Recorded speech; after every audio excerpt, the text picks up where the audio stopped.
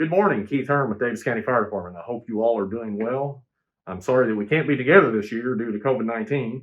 As you can see, I have my mask on. I'm going to take my mask off now and talk to you a little bit about home fire safety, something we do every year in school. I'm going to start this morning with smoke detectors. We all know October is the time that we change time. We also want to change the batteries in those smoke detectors. So I'm going to grab my smoke detector. Okay, I have taken my smoke detector down off the ceiling. Of course, I already had it down today for demonstration purposes. I'm going to look at the detector. I want to make sure it's clean. If it's dirty in any way, I'm going to vacuum it off, dust it off. And while I've got it down, I'm going to look at the date on the back. If your detector is older than 10 years old, we want to replace that detector. They have expiration dates like a lot of other things. I'm going to take out my old battery out.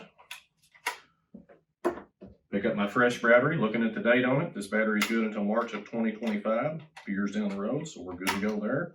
Battery in. Red light should come on. It does. Test my detector, and I'll put it in hush mode, and we're ready to go back on the ceiling with the detector. Remember, we need one of these in each one of our sleeping rooms, no matter what level the house it's on, whether it's upstairs or down in the basement. And we also want one outside of the sleeping room, or the bedroom, as we may refer to it too.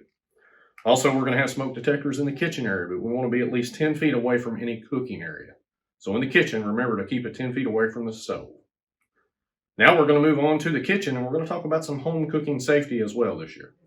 Okay, we're now in the kitchen here at the Daviess County Fire Department. We're going to talk about some cooking safety, kitchen safety, different things going on in the kitchen. Notice I've got my electrical appliance plugged in here. I always want to be sure and keep it away from the sink. And you all know from years past, we keep it away from the sink because water and electricity do not mix. Walking on over to the stove, getting ready to do some cooking. Always want to check my stove and see if things are where they should be. I know you all from years past, you will notice that I've got some items on my stove that shouldn't be there. Pot holders, paper towels. We don't want any of that on the stove because they could lead to a fire. Now, when I'm actually cooking, and I know you all remember this from years past, got the burners on. I know you're going to see something wrong. Handle is turned out. We always want to keep those handles turned in because we've got little ones in the house and we don't want them coming by pulling that hot liquid or that hot material off on them. If something were to happen and we were to have a fire in my pan or my skillet, 2 or 3 different things I can do. The first thing you want to do is you want to kill the flame. Turn the flame off, cover it with a lid, let it set. Don't try to take it out of the house. That should put the fire out. Your next thing to do is to get out of the house. Another thing you can do, cookie sheet handy, we can cover that as well, and that's going to smother that fire out. So remember, on home cooking safety, always turn those handles in. And if you're going to leave the kitchen for any reason, you want to turn that burner off.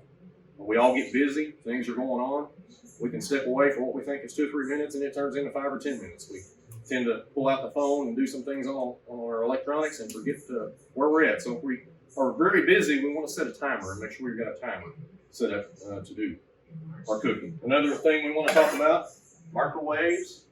Anything metal does not work.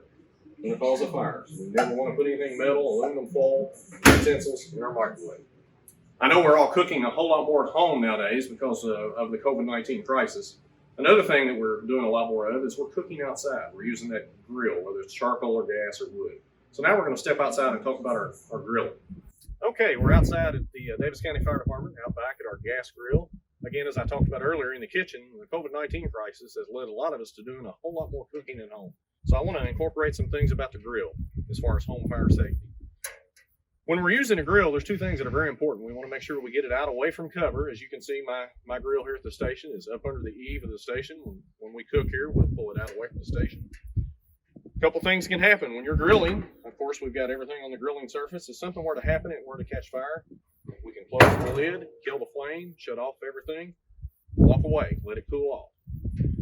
Important things to remember, you never want to cook under any kind of cover or on a deck. So if you're on a porch or on any kind of deck, you want to get it off on outside in the open air.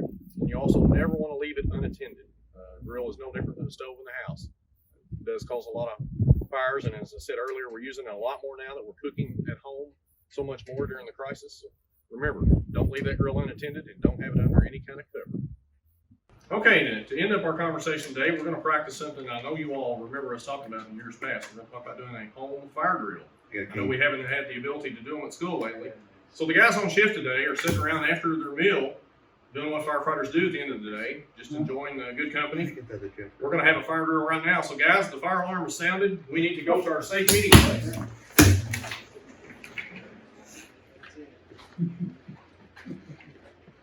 So as you can see, the guys are filing out of the station in a nice orderly manner. They're not running, they're moving with a purpose.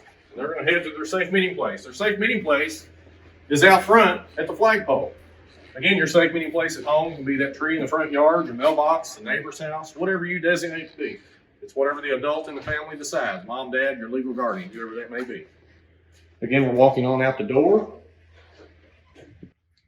And just like we've talked about before, once you get to that safe meeting place, everybody stays here. I'm going to ask Assistant Chief Lanford, is all your crew out? Chief Lanford? 1, 2, we're all here, accounted for. All right, that's what we want when we arrive on scene. We want to see the family at the safe meeting place, and all of them are still there. That makes our job much easier. That's it for today. Thank you for joining us. Hope you have a great rest of your day.